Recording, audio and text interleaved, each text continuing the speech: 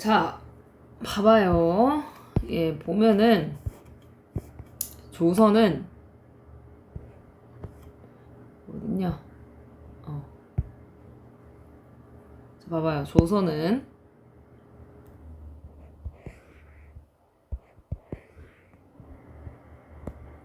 여기 가운데를 중심으로 해서 전기와 후기로 나뉘어.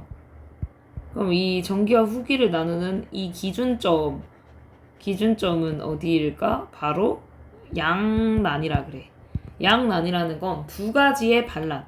그러니까 임진왜란, 그 다음에 병자호란. 이 두 가지를 기준으로 해서 조선을 전기와 후기로 나눌 수가 있고, 오늘은 그 중에 하나인 임진왜란에 대해서 배울 차례네요. 임진왜란은 당연히 알겠지. 누가 조선에 쳐들어온 거야? 그렇지. 일본이 조선에 쳐들어온 걸 임진왜란이라고 한다.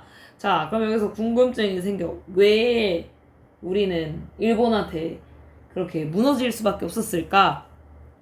라는 문제. 그러니까 그때 조선 상황은 군역 제도가 매우 문란했다. 즉 이 말은 군인들이 제대로 없었다. 군대가 제대로 준비되어 있지 않은 상황이었다는 거고, 그래서 발생한 게 바로 임진왜란이라는 거야. 그럼 일본이 그냥 막무가내로 쳐들어온 게 아니라 우리 명나라랑 전쟁할 거야. 근데 길 좀 빌려줘. 라는 구실로 조선을 침략하게 되었다. 근데 그 당시에 조선은 전혀 준비가 되지 않았어요.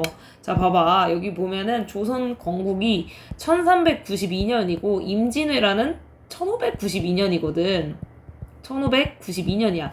200년 동안 큰 전쟁이 없었단 말이야. 그러니까 이 사람들이 안전불감증, 전쟁 안 일어날 거야, 안 쳐들어올 거야 라는 생각으로 있었기 때문에 우리가 쉽게 무너질 수밖에 없었다.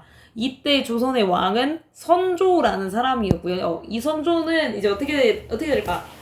빤스런을 하죠. 빤스런을 하면서 자기 아들한테 네가 알아서 해라 하고 빤스런을 해요. 자, 근데 이 세자가다인 광해군이라는 이 양반, 우리는 복군으로 알고 있고 영화도 있는데, 이 광해군이라는 양반 어떻게 했냐? 자기가 직접 남쪽으로 내려가서 군사들을 이끌면서 왜구들과 싸워. 그래서 이때 엄청난 인기를 얻게 된 사람이 바로 광해군이라는 사람이고, 자, 선조가 이제 도망만 간 게 아니라 이제 우리의 영원한 그 형님인 명나라한테 도와주세요 SOS를 치면서 도와주는 거죠. 이제 일본이 부산에서 서울까지 가는데 얼마? 20일밖에 안 걸렸어. 사실 이건 엄청 대단한 거야. 이때는 걸어가잖아. 그리고 혼자 걸어가는 거 아니고 엄청나게 많은 사람들이 먹을 것도 다 짊어지고 무기도 다 들고, 그리고 그냥 가는 것도 아니고 중간중간에 싸우면서 가는데 20일밖에 안 걸렸다는 거야. 그러니까 그만큼 어땠다. 막을 수가 없었다. 아무도 봐봐. 전쟁 한번 하는데 그 성 하나 무너뜨리는데, 여기서 무너뜨리는데 잘 빼기기만 해도 거기서 막 일주일 넘게 걸리고 한 달도 넘게 걸리고 그래. 근데 20일 만에 부산에서 서울까지 왔다는 건 진짜 조선이 속수무책으로 무너졌다라는 거를 의미하겠죠. 자, 이렇게 무능력한 사회 속에서도 빛이 있었으니 바로 의병들이 있었다는 거죠. 의병이라는 건 의로운 병사. 그러니까 이 백성들이 직접 힘을 모아서 일어난 군사를 의병이라고 해. 그래서 이때는 진짜 수많은 의병들이 있었는데, 특히 이 휴정이랑 유정 이런 사람들은 스님이야, 스님. 이 스님들도 열심히 활약을 하고, 특히 이제 곽재우 같은 의병들의 활약이 아주 두드러지는 모습을 볼 수가 있어요. 자, 근데 이 이병들은 굉장히 승리를 잘했는데, 왜 승리를 잘했냐? 그거는 바로 익숙한 지리를 활용했기 때문이야. 예를 들어서 우리가 갑자기 왕궁에서 이제 일본 놈들이 왕궁으로 쳐들어와서 우리가 전투를 한다고 하면 우리는 어디 숨어야겠어?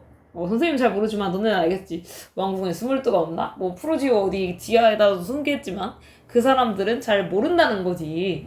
그렇게 해서 이제 유인술 해가지고 어디로 골짜기로 몰아가지고 불 지르고 하면 이기는 거야. 그래서 이 지리를 아는 것이 중요했다. 그리고 그때는 지도가 없잖아. 지도를 손으로 들고 다녀야 되고 그 정확한 지도를 만들기도 어렵기 때문에 아예 모르는 거야. 남의 나라 오면 여기가 어딘지 어디가 길인지도 모르기 때문에 더 잘 아는 우리가 훨씬 유리한 위치에 있었다라는 거죠. 자, 여기 뭐 이런 스님들도 열심히 활약을 했고 특히 이때 바다에서 우리의 영웅이 있었으니 그분이 누구십니까? 바로 이순신이라는 분이 진짜 우리의 바다를 장악을 했죠. 이순신은 계속 이겨. 계속. 근데 계속 이기면은 뭐가 좋냐?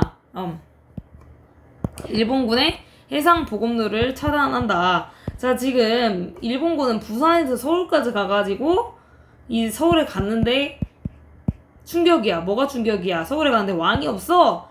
근데 얘네는 일본의 전투 스타일은 무조건 짱을 잡아야 된다고 생각을 해. 짱을 잡으면 끝이구나 라는 생각으로 무조건 이제 서울까지 갔던 건데 왕이 없어. 그럼 왕을 잡으려고 또 가는 거야. 위로 쭉쭉쭉쭉 올라가 일본은. 그러면 근데 얘네가 뭐 양식을 이제 밥이 없잖아. 밥을 먹어야 될 거 아니야. 그러면은 대부분의 이제 전쟁 보급로는 이렇게 일본에 출발해서 배 타고 이렇게 돌아가지고 이쪽으로 가는 루트가 이렇게 가야 될 거 아니야. 이런 식으로 가야 되는데 여기를 이순신이 다 먹고 있어. 그러면은 일본 놈들이 결국엔 식량이 떨어져요. 이렇게 하면 전쟁에서 지게 되거든요. 이게 전쟁이고 다 그렇거든.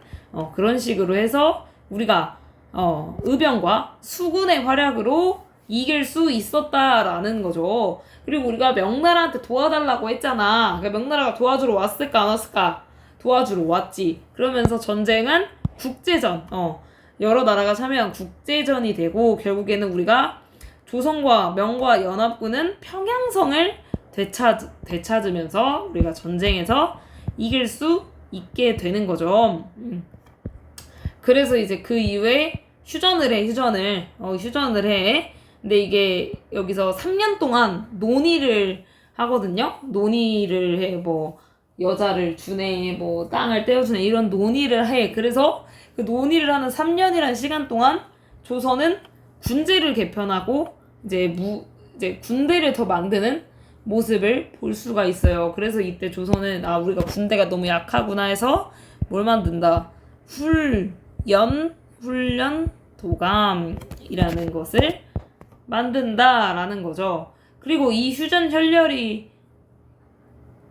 협상이 있다가 다시 일본이 조선에 쳐들어온 게 정유재란이요. 정유재란. 그리고 이때 이순신이 죽은 거야. 이순신이 죽은 건 임진왜란이요. 정유재란이라는 거지. 알겠지? 결국에는 그 이순신이 죽은 노량해전에서 이기면서 전쟁이 이제 끝나게 되는 모습을 우리가 볼 수가 있어요. 그러니까 여기서 이순신이 전사하고 우리가 이기고 완벽하게 전쟁이 끝나게 되는 거죠. 알겠어요? 자, 그럼 이순신이 이끌던 조선 수군이 승리할 수 있었던 비결, 얘네는 화약 무기를 쓰고 있었고, 거북선, 판옥선이나 거북선 같은 배를 썼다. 그리고 그 유명한 하객진 전법 같은 전술을 아주 잘 썼기 때문에 조선 수군들이 승리할 수 있었다라는 거죠. 외란에 영향해야 되는데 일단 여기서 한번 끊읍시다.